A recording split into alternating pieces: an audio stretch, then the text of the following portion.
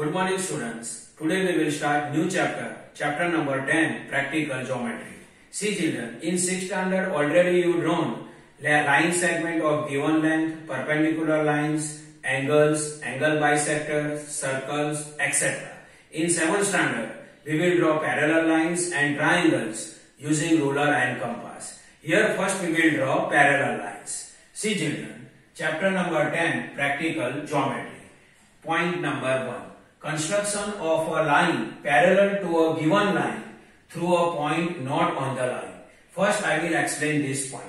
In this point, one line is given to us and one point is also given to us, but this point is not on the given line. Means according to this point, one line is given to us and one point is given to us, and this point is not on the given line. Now using ruler and compass, we have to draw a new line. This is the new line. This is the new line. Means using ruler and compass, we have to draw a new line which is passing through a given point and parallel to a given line. Means we have to draw a new line which is parallel to a given line and passing through the given point, and note that given point is not on the given line. This construction we have to do using ruler and compass. And this construction I can explain with the help of one example.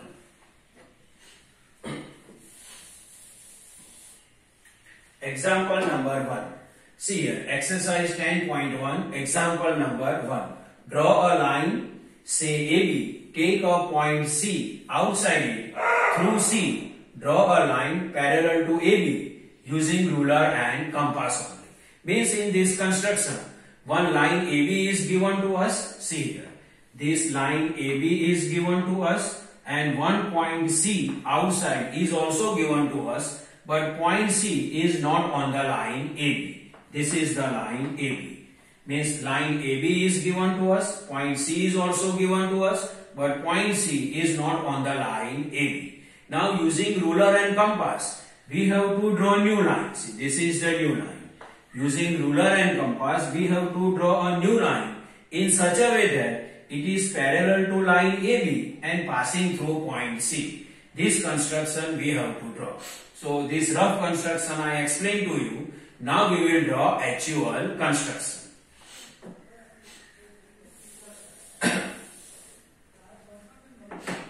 See children, here we will draw actual construction and then we simultaneously we can write steps also. How we can write steps? Means whatever we will do in construction or whatever we draw in construction, that we have to write in words in steps. So how to write steps, that everybody know now. Now how to write steps simultaneously I can explain also. Now construction. See here, to draw construction, first I will explain to you ruler and compass. See, this is the ruler and this is the compass. In compass, this is the meta line and this is the pencil line. Here chalk is available, but we will consider it is pencil line. So this is the compass, it is the meta line and it is the pencil line. Now we will draw construction. See children, draw a line, say AB, take a point C outside it. So first we will take any line AB and take any point C outside of the line AB. So step number 1. In step 1, I will draw a one line AB. In step 1, I will draw one line AB. I am drawing line AB. See here, I drawn line AB. Here point A and here point B. And I marked point C outside of line AB. See here, what I done here? I drawn a line AB and mark point C outside to it. So this same we have to write in step 1. See here, take a line AB and a point C outside of line AB. Say I take line AB and point C outside of line AB. Now step number 2. In step 2, take any point D. Take any point D on line AB. Take any point D on line AB and join point C and D. Point C and D we have to join using ruler. See here. what I done here in step 2, take any point D on line AB and join point D and C. So this is step 2. See here, take any point D on line AB and join points D and C. Means whatever you do or whatever you draw in construction, that same you have to write in words in step number 2. Now step number 3. In step number 3, keep metal line on point D. Keep metal line on point D and open compass. This opening compass, it is known as radius. See, if we draw the circle in this such a way that if we draw the circle, then this is what? Radius. This is radius. So keep metal line on D and draw one arc. Keep metal line on D and draw one arc. And mark point E here and mark point F here. And mark point F here. What I done here? Keep metal line on D and draw one arc. And here mark point E and here mark point F. This is arc. ARC arc. This is arc. Keep metal line on D, draw one arc. And mark point E and mark point F. Now this same we have to write. This same we have to write in step number 3. See here, I keep metal line on D. So D is the center. So with D as center and any convenient radius. Convenient radius means this opening length. If we draw the circle, see here. If we draw the circle, then this point D is the center. And this is what? Here D is the center and this is what? Radius. See, with D, here point D will come, and if I draw the circle, see, if I draw the circle, so D is the center and this is the radius. So, with D as a center and any convenient radius, draw one arc which cut line AB at point E and line segment CD at point F.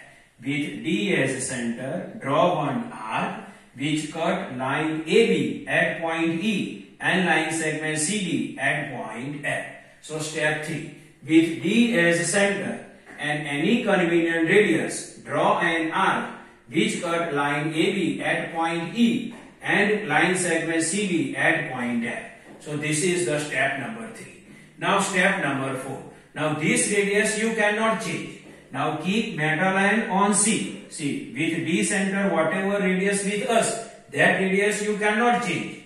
And with keep metal line on C and draw one arc. Keep metal line on C and draw one arc. This is arc. What I done here? Keep metal line on C and draw one arc. And mark here point G. Here point G. Now see. Now I will speak step number 4.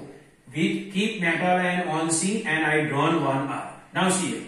With C as a center.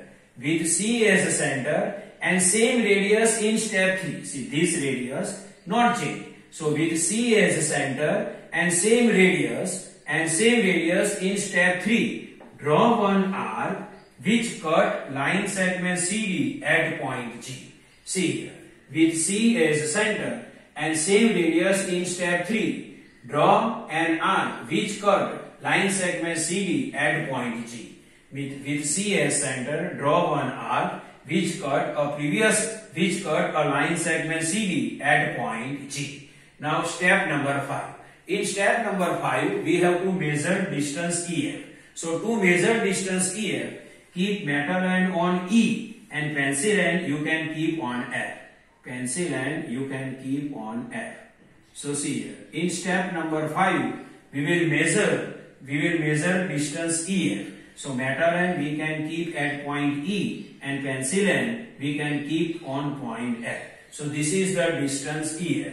So what is the step 5? See, step 5 I will speak. Keep metal line on point E and pencil line on point F and measure the distance EF. So we measure the distance EF. So this is the step 5.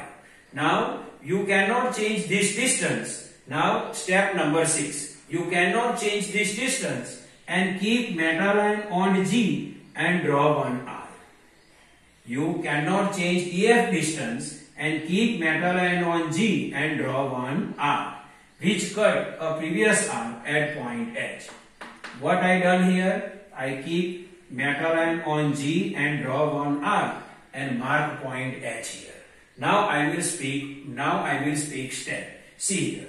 With G as a center, and distance EF as a radius, draw one arc which cut previous arc at point H. With G as a center, again I am explaining, with G as a center, and distance EF as a radius, draw one arc which cut previous arc at point H. So this is the step number 6. Now step number 7. In step number 7, this point C and point H we have to join. Now I am joining point C and point H. Now I am joining point C and point H.